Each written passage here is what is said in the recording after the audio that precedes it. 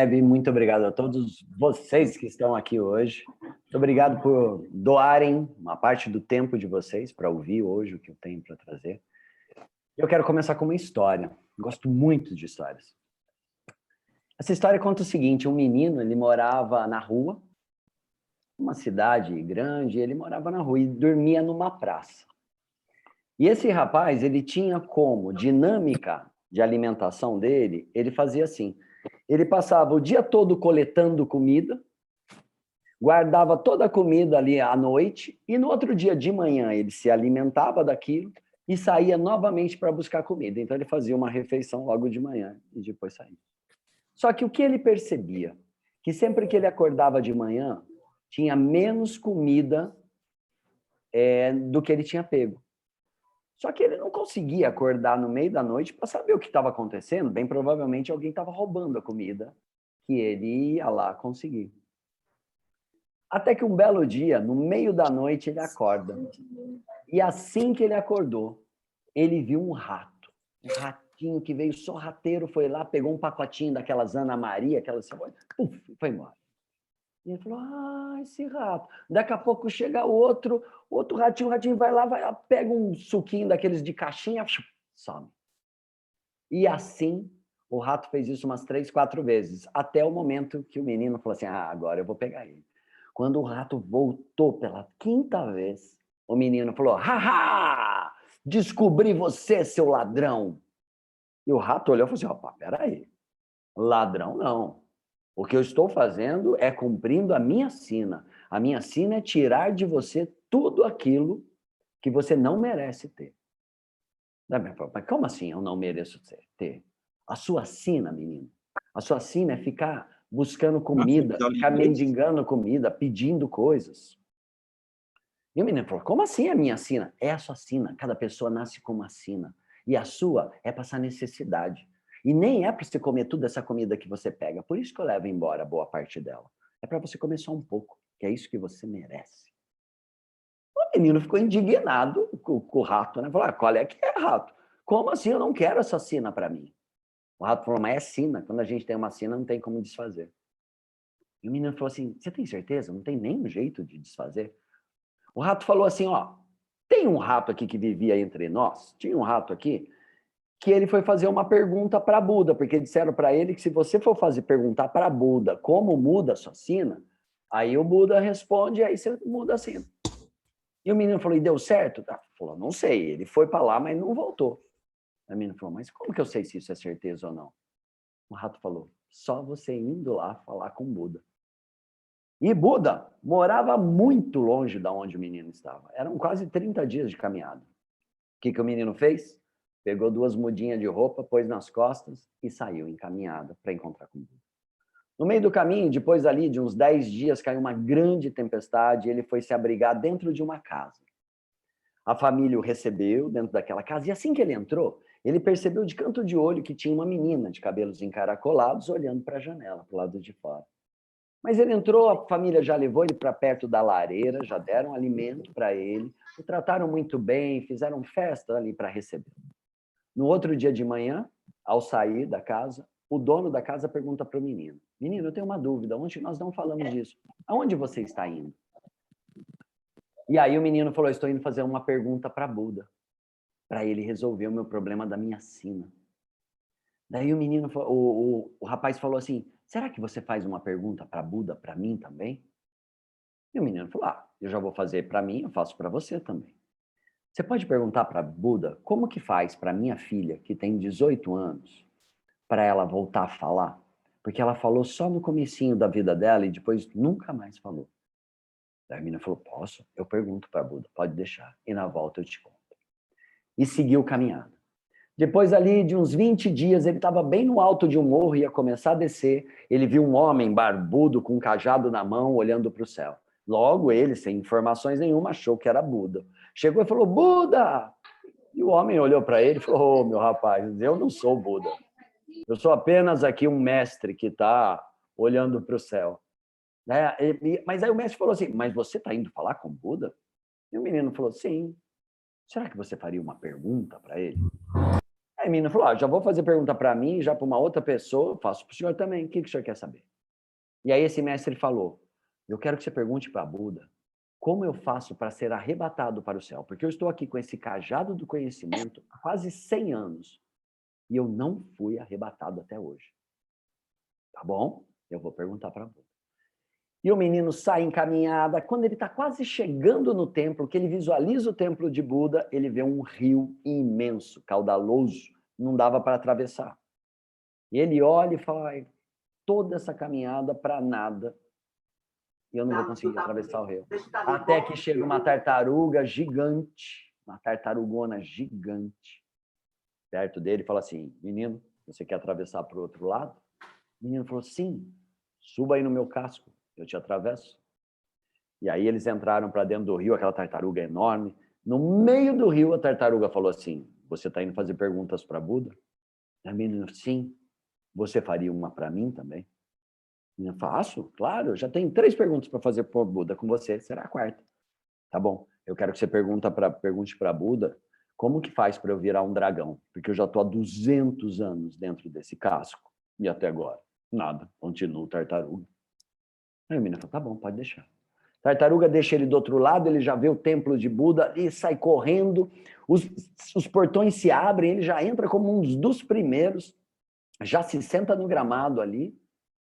Isso vem uma mulher com uma prancheta grande e fala assim, hoje nós temos uma regra que é a seguinte, todos aqui só poderão fazer 3 perguntas para Buda. Buda apenas responderá 3 perguntas e nada mais.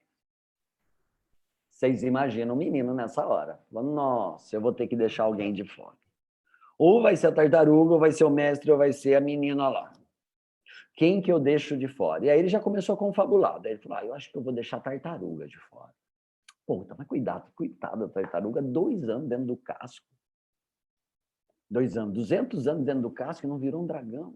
Não, tartaruga não, eu vou perguntar dela. Eu acho que eu vou deixar um mestre lá.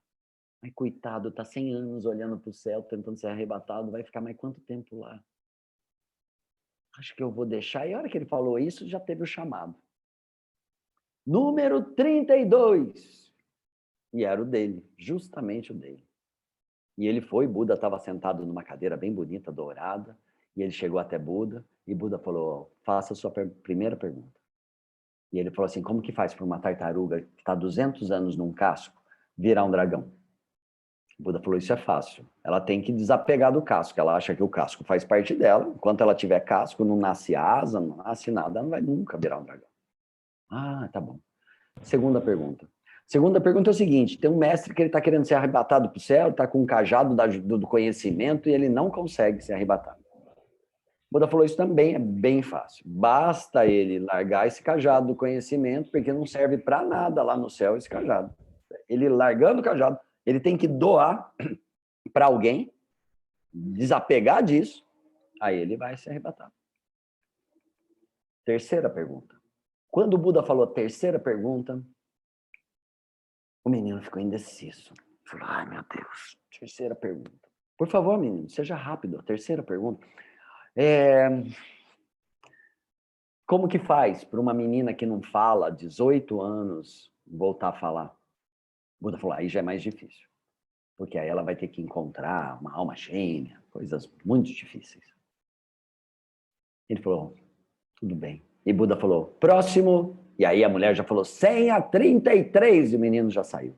E vocês imaginam como ele saiu.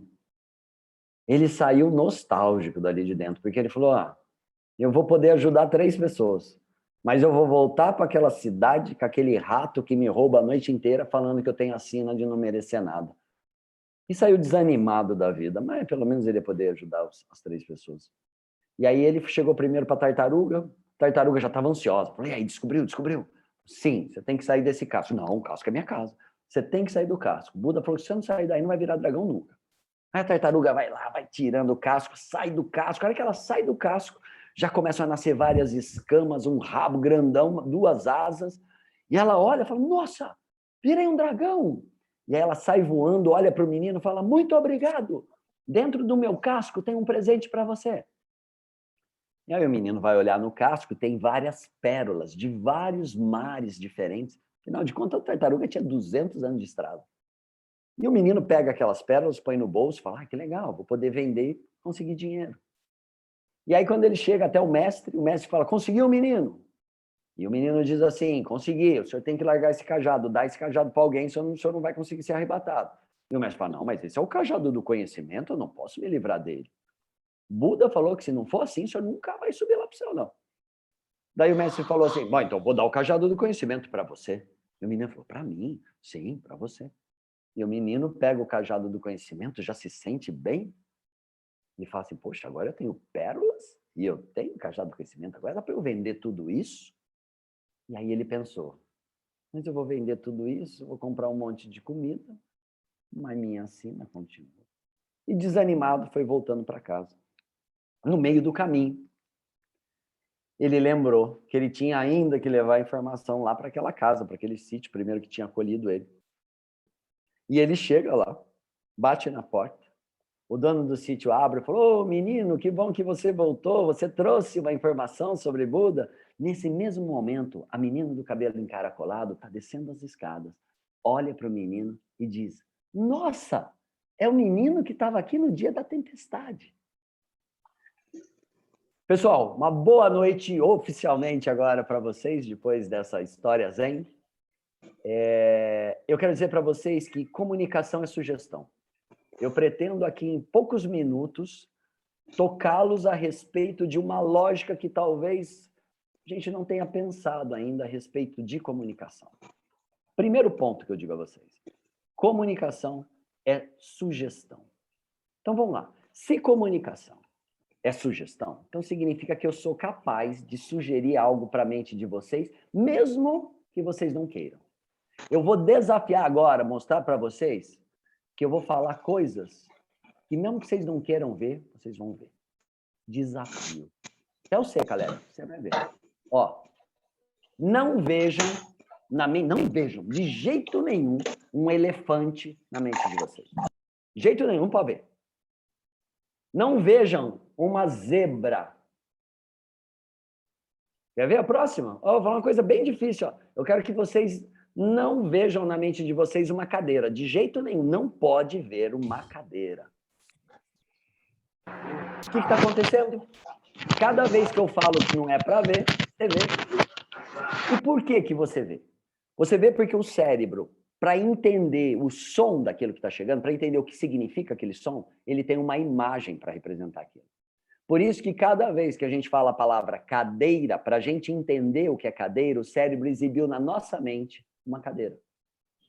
Então, cada vez que nós falamos algo para uma outra pessoa, nós estamos sugerindo que essa pessoa crie na mente dela uma cena. Então, se eu falo para vocês assim, pessoal, no carnaval, eu me isolei numa casinha de campo, no alto assim de um morro, e fiquei ali por 5 dias praticando meditação, e fiquei ali. Ó, cada um aqui tem a sua casinha de campo na cabeça e imaginou aonde eu estava. Por quê? Quando eu comunico algo, a minha intenção é que o seu cérebro crie aquela minha sugestão. Primeiro passo. Então, vamos formando didaticamente a ideia. Então, o que significa? Que aquilo que eu ouço, eu crio uma imagem. Tá bom. Agora, um dado neurocientífico. Cada vez que o cérebro exibe uma imagem específica, lá dentro dele há um disparo químico. Químicas são disparadas. E essas químicas são diretamente relacionadas às imagens que você vê. O que eu quero dizer? Que se eu perguntasse assim para você, me conta um momento muito triste da sua vida, e eu começasse a pedir detalhes, e você começasse assim, João, foi num dia que eu estava em tal lugar, você vai ver que logo depois de você começar a contar, você vai ser contaminado por uma química, ou de tristeza, ou de raiva, ou de medo, que você sentiu nesse dia. Porque as imagens estão diretamente conectadas ao centro nervoso. Então, quando aparece uma imagem, o centro nervoso reage àquela imagem. Se eu aqui falasse para vocês o contrário, eu quero que vocês lembrem da pessoa que mais vocês amam na vida e de um momento muito especial que você viveu com ela. A hora que vocês começassem a me contar sobre isso, outro tipo de substância química agiria e você se sentiria feliz, bem, leve. Então, não é a imagem que nos faz sentir leves ou pesados, e sim a química que o cérebro dispara proporcional àquela imagem. O que é uma pessoa em depressão profunda? Uma pessoa em depressão profunda, ela fez num certo momento da vida dela uma escolha, e eu sei que isso não é uma crítica, isso acontece. Ela fez uma escolha de começar a elencar no cérebro dela só imagem do que deu ruim, só imagem de coisas negativas. Então ela toma uma descarga de químicas chamadas cortisol, noradrenalina o dia inteiro. Então é como se ela estivesse o dia inteiro sendo drogada, e é uma droga natural, do próprio corpo, mas é droga igual qualquer outra droga. O dia inteiro drogada com uma droga que deprecia o sistema emocional dela. Até que chega uma hora que ela cai em depressão profunda. São os pensamentos de uma pessoa que levam ela para uma depressão profunda. São os pensamentos de uma pessoa que a levam para o sucesso, que a levam para o bem-estar, como ela pensa. E aí você fala, poxa, João, então o meu pensamento é o meu gerenciamento emocional? Sim. Olha que palavra que parece complexa quando a gente fala assim, você precisa desenvolver um gerenciamento emocional. Gente, por onde que eu começo? O que eu faço? Tem que respirar? Você tem que gerenciar os pensamentos. Se você gerencia os pensamentos, você consegue melhores resultados químicos. Eu sei que não é fácil. É um desafio. Sei que não é fácil, mas é um desafio. Então, agora, pensem no seguinte. Se aquilo que eu falo gera na mente do outro uma imagem, se essa imagem que o outro vê gera um disparo químico específico que pode tanto motivá-lo quanto pode desanimá-lo, então significa que a forma de eu sugerir a visão, o que eu quero que o outro veja, vai interferir diretamente no estado emocional dele. Então pense agora uma lógica. Eu vou conversar com a minha equipe. Ó, o que está acontecendo por trás dos bastidores? Está acontecendo que a minha empresa está no momento crítico dela. E eu sou uma liderança que eu recebo um comunicado do tipo, João, você tem que conversar com a sua equipe, cara. Você precisa motivar a sua equipe. Aí pensa o seguinte, eu sou um João que não tem gerenciamento emocional, eu não presto atenção no que eu penso. Então, o que eu vou fazer? Assim que eu receber essa informação, eu vou ficar tenso, com medo. Então, a minha emoção é de medo, de tensão. Só que sabe qual que é a minha ideia? A minha ideia é motivar a minha equipe. Só que sabe qual que é a minha química? É tensa e de medo. Ninguém motiva ninguém com medo. E aí, sabe o que você vai fazer? Vai ler frases motivacionais ou como motivar a pessoa. E aí você vai se apresentar para ela, para a equipe. Só que, como você está movida por uma química do medo, as suas palavras também vão ser desse tipo. Então você vai falar assim, ó, pessoal, olha, a coisa não está muito boa não para a gente. Nós precisamos melhorar, atingir melhor as nossas metas, até porque se a gente não atingir nossas metas, é bem possível que a gente tenha que fazer demissões. O que eu sugeri para essa pessoa ver? Pensa agora, o que eu sugeri? Ela está se vendo demitida. Ela está se vendo numa situação muito crítica. E aí, qual é o tipo de disparo químico que ela vai ter? De medo. É lógico que é de medo. Você está transferindo a sua emoção, sua comunicação emocional, é de medo, você está transferindo para ela. E aquela pessoa vai ficar com medo. Agora, pense em uma coisa comigo. Quando uma pessoa está com medo e a gente vai fazer uma coleta de sangue, a gente vai olhar para esse sangue, eu vou falar nomes aqui, mas são só nomes, não precisa se preocupar. Quando eu fizer essa coleta de sangue, eu vou ter, assim, noradrenalina em altas taxas, cortisol em altas taxas. Naqueles altas taxas. Se eu pegar uma pessoa criativa, num momento de criatividade, de trabalho, onde ela está rica ali de criatividade, e eu fizer uma coleta de sangue dela, nem aparece cortisol, nem traço de cortisol. E noradrenalina bem baixinho, que é só dar atenção, bem baixinho.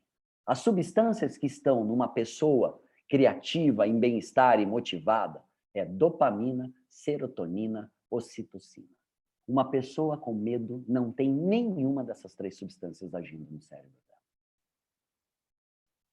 Então significa que se eu quero uma melhor performance da minha equipe, eu preciso motivá-los de uma forma que a mensagem que eu leve para eles façam com que eles vejam algo na mente deles positivo para que eles tenham um disparo dessas substâncias como dopamina, serotonina e ocitocina.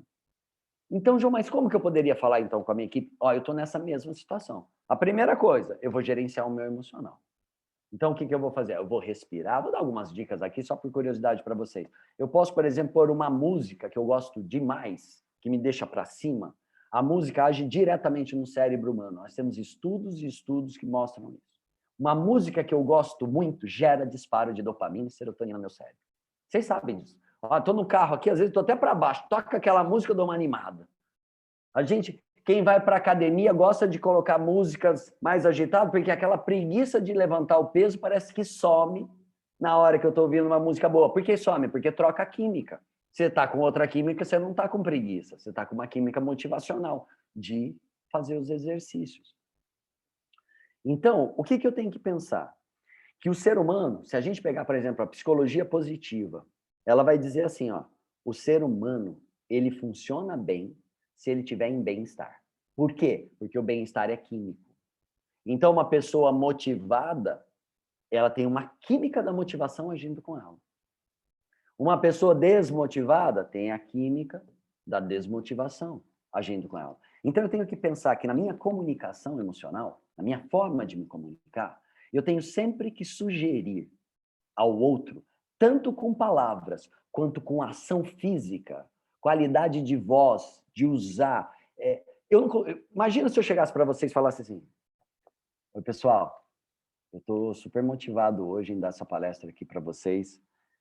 É um assunto que eu gosto muito e que eu acho que vai poder acrescentar bastante coisa aí para a vida de vocês. Vocês estão motivados? Não. Agora, e se eu falo para vocês, ó, eu trago um assunto de comunicação, algo que vocês vão ver que vai terminar, a hora que terminar isso aqui, às 8 horas, vamos ver, a cabeça vai estar assim, ó, girando. Putz, o que eu posso fazer, o que eu não posso fazer? Ó, eu trouxe motivação para falar. A motivação, ela é contagiante. Só que não é todo mundo que tem essa motivação à flor da pele para poder usar. Então, eu preciso treinar isso. Eu não era um cara motivado. Antes de conhecer as coisas que eu fui estudar, não era motivado. Eu tinha uma fala bem para baixo, eu olhava mais para o lado negativo do que o positivo das coisas. Então, meu sucesso na comunicação era muito aquém do sucesso que eu tenho hoje em saber como me comunicar de forma assertiva emocionalmente. Para que eu consiga... A pergunta aqui que vocês devem fazer é sempre assim, é só, qual tipo de sentimento eu quero causar naquele que eu estou me comunicando?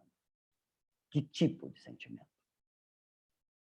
Se for medo, eu já vou te falar, ó, tem aquelas substâncias críticas lá que não tem nada a ver com criatividade, com motivação. Ó. É isso?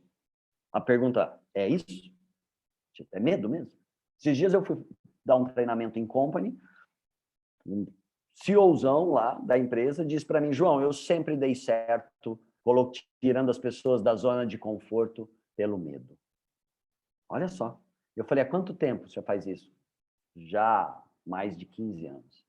E eu falei para ele, alguém que há 15 anos faz a mesma coisa não está numa zona de conforto? E aí ele ficou reflexivo. Por quê? Porque ele estava acostumado. E aí quando eu ouço às vezes nas palestras, porque é um assunto provocante, você falar que você tem que tratar bem uma equipe, logo a pessoa fala, ah, tá bom, vou ter que dar chazinho pro cara, eu vou ter que fazer massagem nas costas dele. Não, nada disso. Tem que respeitá-lo, tratá-lo bem e motivá-lo.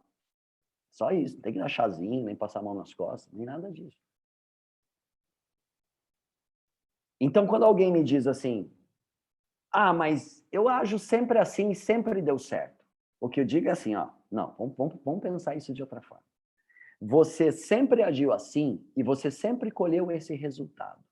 A proposta que eu estou te dizendo é, haja de outra forma e colha um resultado melhor do que o resultado que você sempre colheu. Aí sim a gente está falando. Porque como que eu sei que sempre deu certo se eu posso ter melhores resultados o tempo todo no lugar? Então não sempre deu certo. Então esse é um ponto crucial da comunicação emocional. Então, dos dois, eu saber o que eu quero despertar no outro e eu conseguir ter um gerenciamento emocional para quando eu for conversar com alguém, levar essa emoção específica que eu quero que esteja ali. E volto a dizer. Eu quero despertar medo no outro? Despertar medo no outro é parar o outro. Então, sei lá, despertar medo no outro, eu despertaria assim, se alguém começasse a se aproximar de mim, eu percebesse que eu ia ser assaltado e de repente eu falasse para ele assim, eu tenho uma arma aqui, eu sou polícia, cara.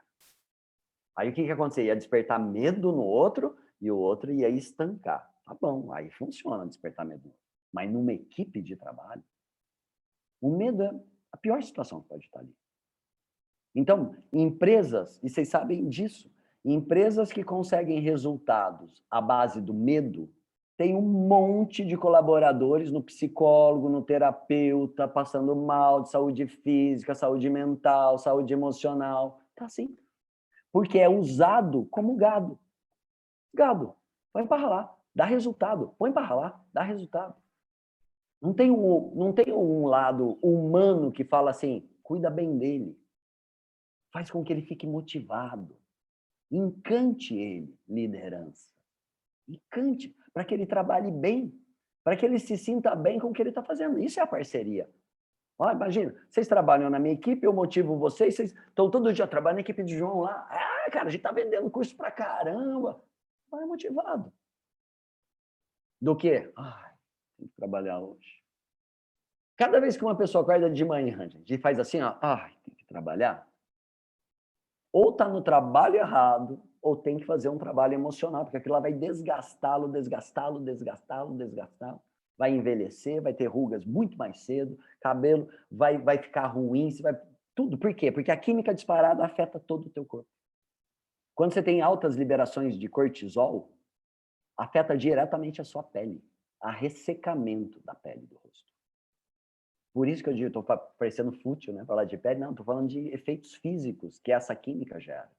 Se você tem disparos de cortisol constante, sabe o que vai acontecer? O seu cérebro vai ficar dependente de cortisol. Vocês conhecem gente que é dependente de cortisol? Sabe quem é? Aquela pessoa que precisa sempre de uma briga, sempre de um problema. Eu já conheci pessoas assim. Estava sempre metido num problema. Sabe? Dia sim, dia não, estava com problema com alguém. Sabe o que é isso? Vício biológico em cortisol. Você sente falta de se sentir daquele jeito. Então, uma parte do que eu falei parece que é fácil de entender. João, tá bom, eu tenho que administrar meu emocional para que eu consiga me comunicar com a emoção certa. Tá fácil. Agora, vocês querem me pegar no pulo, vocês vão perguntar assim para mim, João, mas como eu gerencio meu emocional? Se a hora que eu falo para ele não fica nervoso, ele já fica.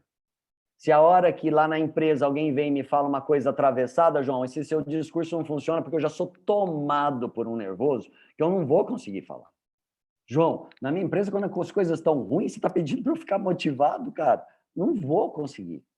E eu entendo que seja difícil, num primeiro momento, pensar em como solucionar um problema desses. Eu, quando dou aula, por exemplo, de comunicação não violenta, padrão de comunicação usado hoje no meio corporativo, no meio educacional, eu primeiro explico o que é.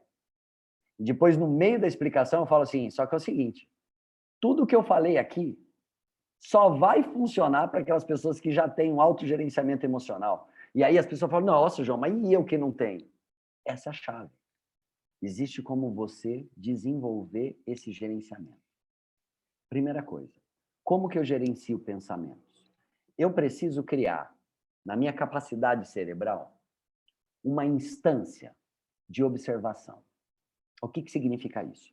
Cotidianamente, eu preciso começar a perceber propositalmente o que eu estou pensando.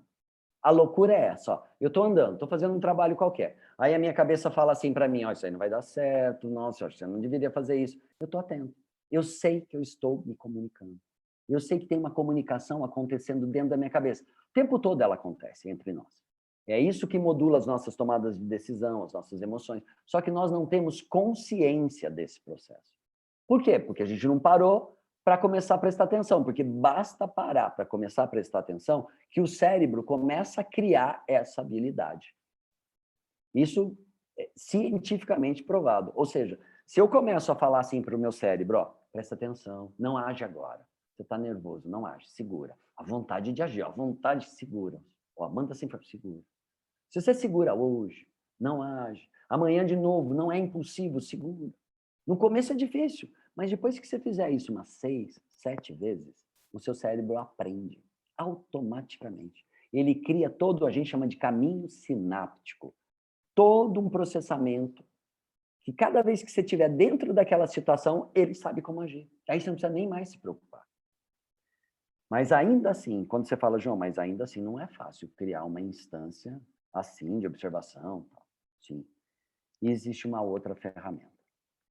Se eu falasse aqui para vocês o seguinte, ó, que a neurociência, ela tem um remédio que custa aí R$ 1.000 por mês, mas que você vai tomar esse remédio e você vai ficar focado, com capacidade de observar seus pensamentos, com tempo de reação diferenciado.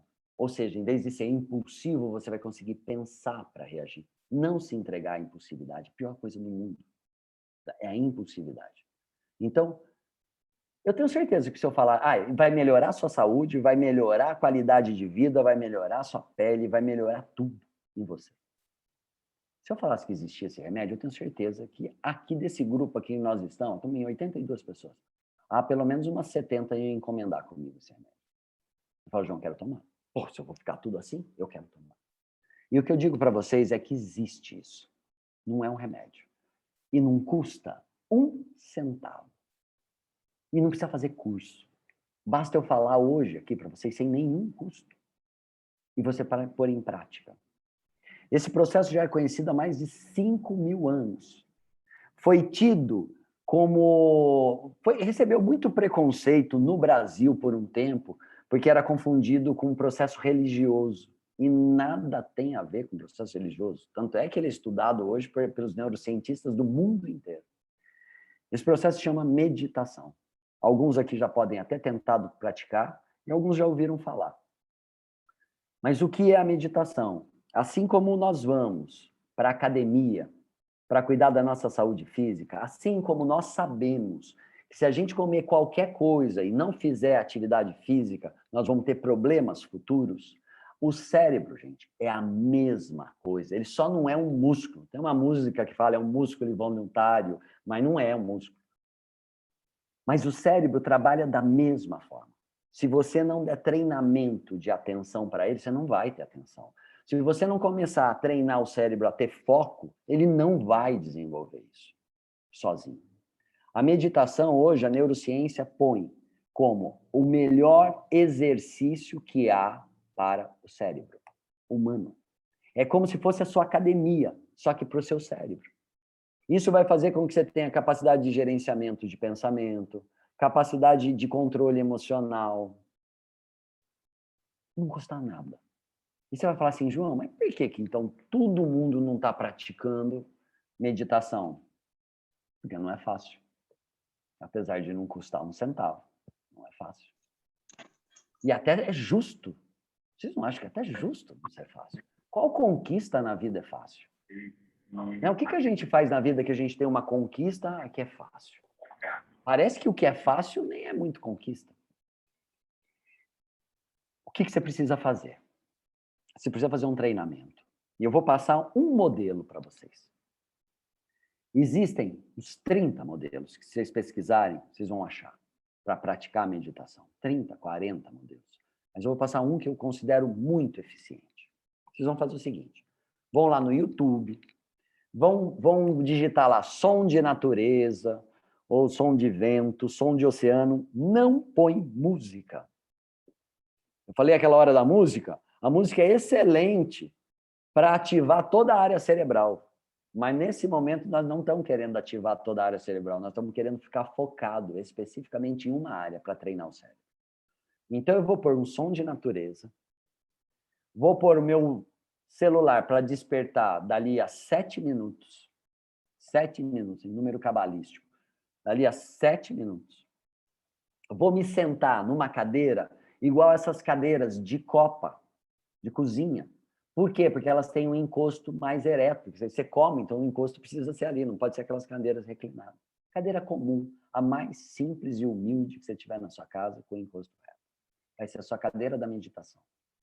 Você vai sentar nessa cadeira, encostar suas costas, ficar com a coluna ereta, pôr suas mãos repousando sobre suas pernas, alinhar a postura, fechar os olhos. Aí vai começar a brincadeira. Por quê? Qual é o objetivo? Você manter sua atenção somente no som da natureza. Sabe o que vai acontecer? Ó, eu vou imitar o cérebro humano aqui, ó. Ele é assim, tá? Você vai fechar os olhos. A minha voz é o cérebro, tá?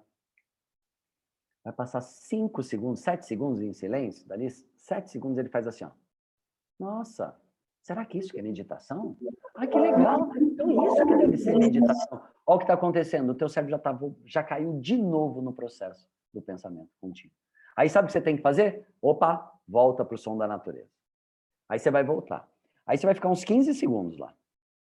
Aí vai vir um pensamento assim, então depois eu tenho que passar na padaria. Não, tem que passar na padaria mais cedo hoje, porque senão eu não vou conseguir chegar na hora de trabalho. Ele já entrou no ciclo de novo.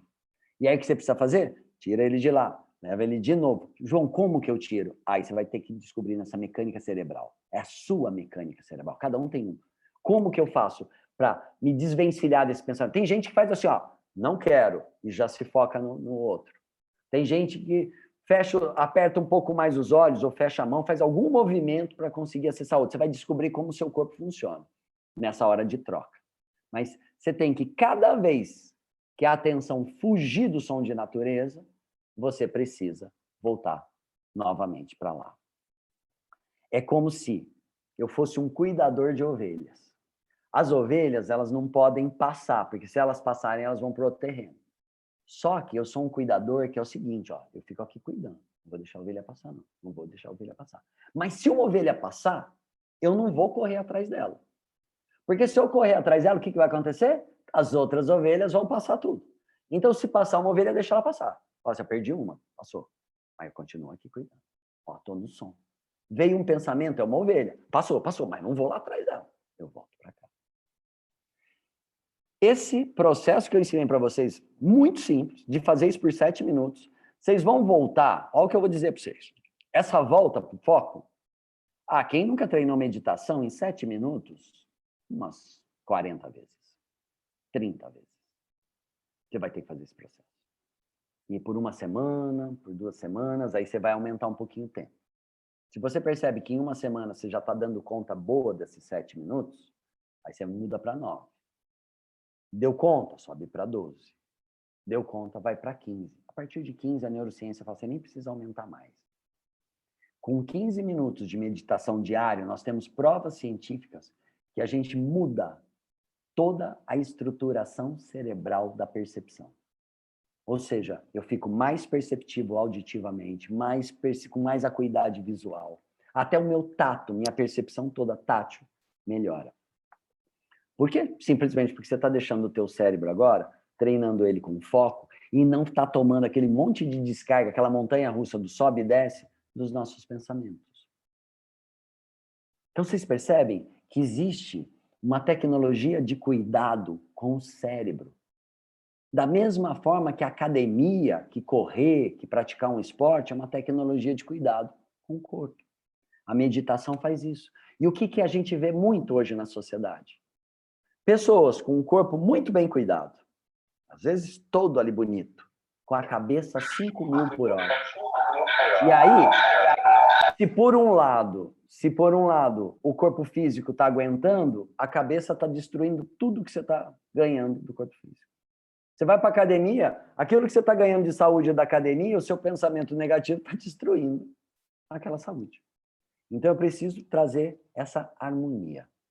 Gerenciamento emocional através da meditação, para que eu consiga, quando eu for me comunicar com uma outra pessoa, consiga utilizar-me da emoção correta. O que é a emoção correta? É aquela que eu quero que o outro seja contagiado por ela. E já vou dizer a vocês, se nós estamos falando de ser humano, não adianta deixar ele com raiva, não adianta deixá-lo com medo, não adianta deixá-lo triste. Por quê? Porque ele não tem rendimento, provado cientificamente. Você vai trabalhar com um ser humano muito aquém do que ele pode. Então, aquelas lideranças acostumadas com o peso da mão, com a força, tá bom, vocês conseguiram resultados, mas vocês estão muito aquém das possibilidades dos seres humanos que trabalham junto com vocês. Nesse momento, eu quero abrir aqui o nosso bate-papo para perguntas. Tem algumas no chat, que eu vou começar primeiro responder por aqui, mas depois vocês podem abrir o microfone e conversar comigo. Deixa eu ver onde elas começam. A meditação ajuda a gerenciar. Caleb, se achar perguntas também, você já pode... Eu faço, aqui estão comentários. Eu queria achar onde eu vi uma pergunta aqui. Nós temos aqui, eu vou lendo e vou te ajudando, que eu separei aqui. A Cristiane Gomes, ela escreveu: há estudos que 21 dias são suficientes para o cérebro aprender. Isso é real? Cristiane, depende do que você vai aprender. Por exemplo, se você quer aprender a falar Kiswahili, uma língua africana, 21 dias não dá nem para começar a falar o alfabeto deles, de tão difícil que é. Se você for aprender árabe, você precisa de uns 5 anos para você conseguir falar bem árabe. 21 dias não vai. Então, assim, eu diria que se você treinar por 21 dias uma mudança comportamental que você coloque em prática ali, todo dia, depois de 21 dias você tem sim elementos suficientes para aquela mudança já ter mudado. Por exemplo, eu quero diminuir a quantidade de açúcar, eu vou parar de adoçar o meu suco. Primeiro dia que você fizer isso, o seu cérebro vai fazer assim, tá ruim isso aí, hein? Segundo dia, ele vai falar para você, vai continuar desse jeito, vai ficar sem graça a vida pra caramba. Terceiro dia, ele vai falar, vai, passa. Quarto dia, ele vai falar assim, até que não é tão ruim. Quinto dia, ele vai falar assim, cadê o suquinho? Sexto dia, ele vai falar, nossa, que suco gostoso. Então, você imagina que lá no 21º, você está tranquilamente tomando suco sem açúcar, já acostumado, porque o cérebro já acostumou. Mas, Cristiane, eu estou falando de tomar suco. Então, eu não posso dizer que todo estudo eu vou conseguir em 21 dias, porque tem estudo que eu preciso de anos para conseguir o aprendizado dele. Manda lá, Caleb.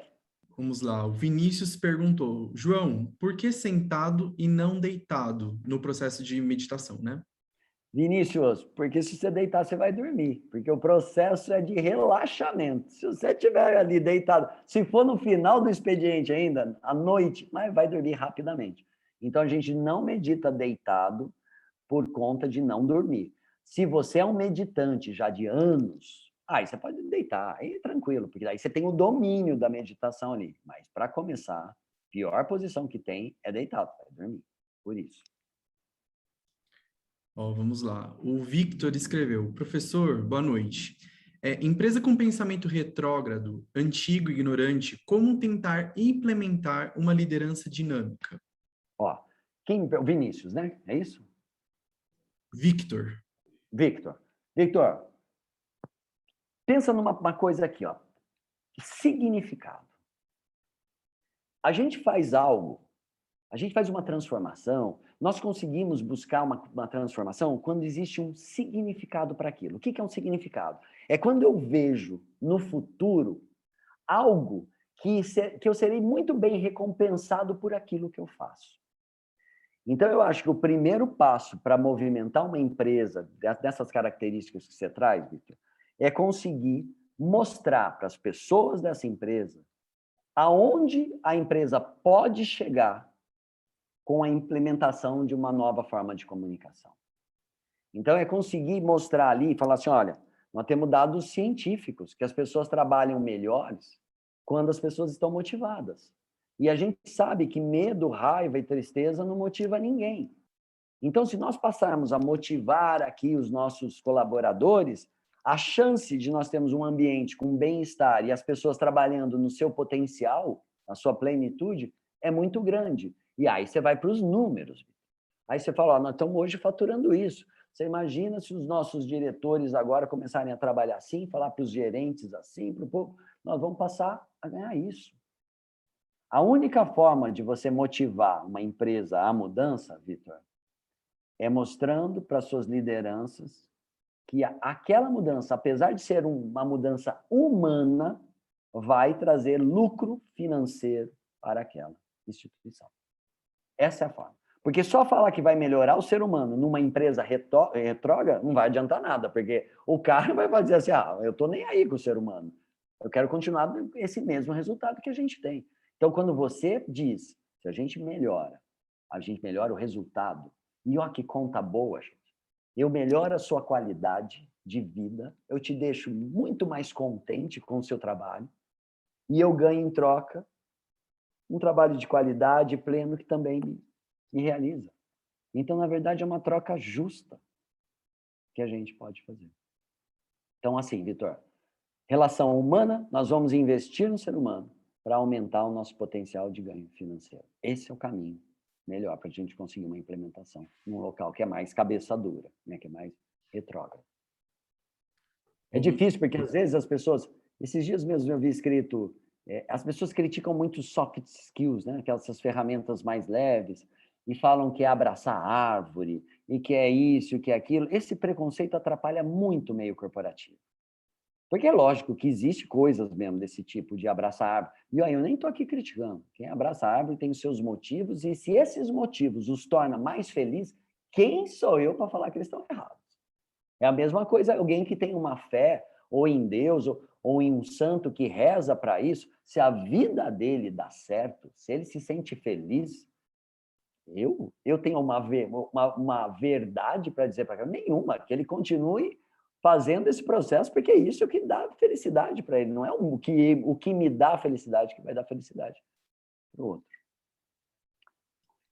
Mais uma, Vitor, professor. Isso, esse foi para o Vitor.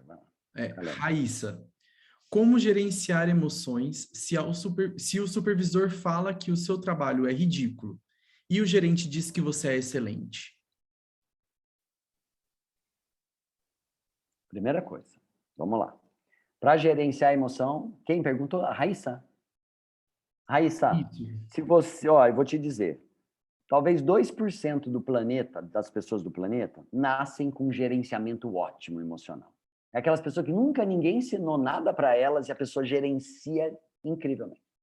Todo o restante do planeta não tem gerenciamento emocional, a gente sabe disso. Olha o nosso país, agora que está chegando a eleição, a gente vê o desequilíbrio emocional total. Porque começa uma guerra, um contra o outro, a gente não tem isso.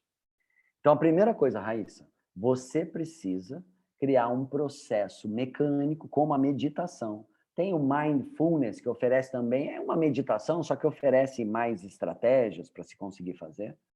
Mindfulness ou meditação. Ou uma prática, por exemplo, praticar yoga, que vai pôr uma meditação sempre no final da aula e que você trabalha com o seu corpo físico. Então, primeira coisa, para que você tenha um resultado diferente com esse supervisor, porque se ele sempre falar isso, não tem muito o que fazer. Se você souber usar uma comunicação não violenta, você vai até conseguir falar com ele, mas se você não gerencia o emocional para falar com ele, não adianta falar com comunicação não violenta, porque você vai ser violenta na altura da voz, no jeito de falar, na entonação. Então, Raíssa, nesse caso seu, é gerenciar sua mente através de um processo de meditação, de autorreflexão, de observação, de estar no presente ali. A hora que o supervisor está falando, seu trabalho é ruim, isso, é pensar assim, meu trabalho não é ruim. Isso é uma percepção que essa pessoa tem do meu trabalho. E eu preciso agora arrumar estratégias para mostrar para essa pessoa que ela está enganada no que ela pensa. Mas isso eu vou conseguir com gerenciamento emocional, com treino de meditação. Dificilmente eu vou falar para vocês, João, terapia para gerenciamento emocional funciona? Gente, eu sou psicanalista. Ajuda, mas demora. Sabe, para gerenciar, não é para resolver um problema. Terapia para resolver um problema, resolve. Eu tenho um problema com uma pessoa específica. Tá bom, aí ela vai ajudar. Agora, para gerenciamento emocional, o trabalho tem que ser muito mais prático. Não é um trabalho filosófico que vai fazer você se gerenciar, é um trabalho físico, orgânico. É treinando organicamente o seu cérebro que a gente tem esse resultado. Tá? Então, é necessário que eu faça um treinamento mecânico, cerebral, para que eu não fique mais vítima da fala desse supervisor, Raíssa. Professor, agora eu vou fazer um combo aqui. Antes, o Gabriel havia perguntado se yoga e meditação teriam os mesmos efeitos. Aqui o senhor disse que a yoga também, ela traz a meditação, então acaba trazendo essas questões de concentração e foco e ajudando a nós, né? Agora tem uma pergunta aqui. Oi. Deixa eu te fazer um comentário disso. Eu acho que é muito importante eu falar para vocês, como eu sou professor de yoga também, é importante falar para vocês qual é a da yoga. Em 1 minuto eu falo, vocês vão entender. A yoga é o seguinte, ó. Todo resultado emocional que eu tenho, ele gera um efeito no meu corpo físico. Vocês sabem disso.